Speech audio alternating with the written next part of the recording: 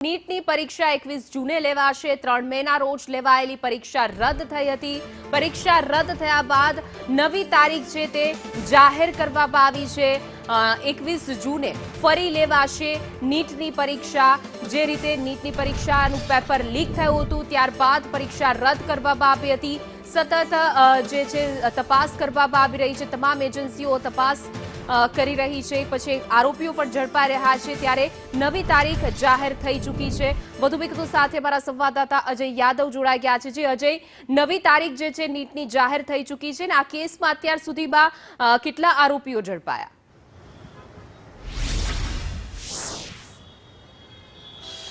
देखिए, नई तारीख निश्चित तौर पे घोषित हो चुकी है। सभी छात्रों को इसका इंतजार था। हालांकि छात्रों के मन में डर था कि चूंकि अभी अभी ये परीक्षा रद्द हुई है तो हो सकता है कि कुछ ही दिन बाद अगर इसको कराने का फैसला किया जाता है तो ऐसे में बच्चों को मानसिक तौर पे काफ़ी असर पड़ता।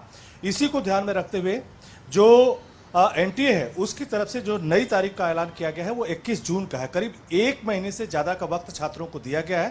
लेकिन एनटीए ने पहले ही ये कंफर्म कर दिया है कि परीक्षा के लिए कोई नया फॉर्म बच्चों को नहीं भरना पड़ेगा और सेंटर भी नहीं बदला जाएगा।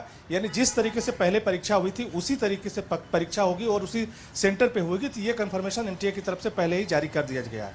लेकिन ये परीक्षा कराने का फैसला, चूंकि जो धर्मेंद्र प्रधान जो शिक्षा मंत्री हैं गुजरात के दौरे पे गए थे और जब कल गुजरात के दौरे से लौटे तो देर रात एक बैठक बुलाई गई जिसमें एनडीए के डीजी थे और साथ ही साथ जो सीबीएसई है उसके अधिकारी मौजूद थे, कमिश्नर मौजूद थे। इसी तरह से नवोदय विद्यालय और तमाम सारे जो शिक्षा मंत्रालय से जुड़े हुए अधिकारी थे उन सब की बैठक धर्मेंद्र प्रधान के घर पे बुलाई गई थी और उसी में यह फैसला लिया गया कि परीक्षा को 7 से 10 दिन की बजाय 1 महीने का वक्त छात्रों को दिया जाना चाहिए।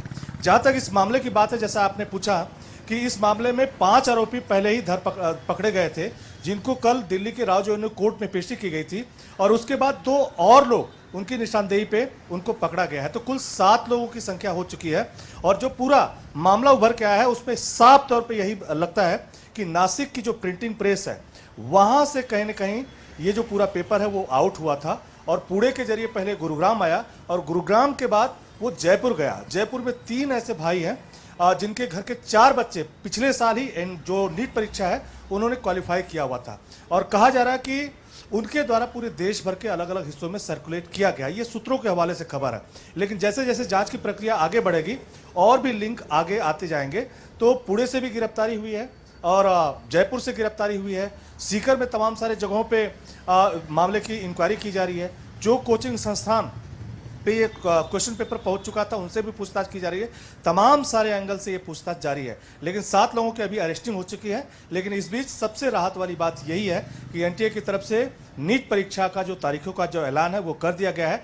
1 महीने से ज़्यादा का वक्त छात्रों को दिया गया है और छात्रों को पहले ही ये स्पष्ट कर दिया गया है कि जहां पे पहले परीक्षा थी वहीं पे परीक्षा होगी। किसी तरह की फॉर्म भरने की जरूरत नहीं है। जी बिल्कुल अजय, समग्र माहिती आपवा बदल आपनो आभार।